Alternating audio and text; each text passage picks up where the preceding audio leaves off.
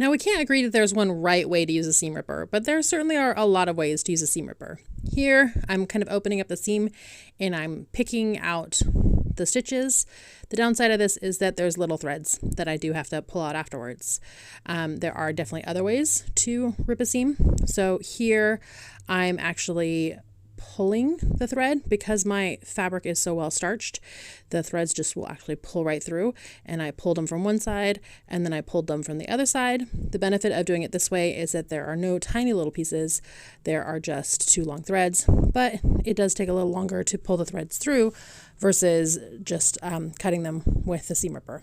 And then here I'm laying it flat and I'm actually cutting every so many stitches, and then I can flip the whole thing over and pull at that long thread. Again, this does give me a bunch of little pieces, but they pop right up and they come out pretty easily. So there are a couple different ways.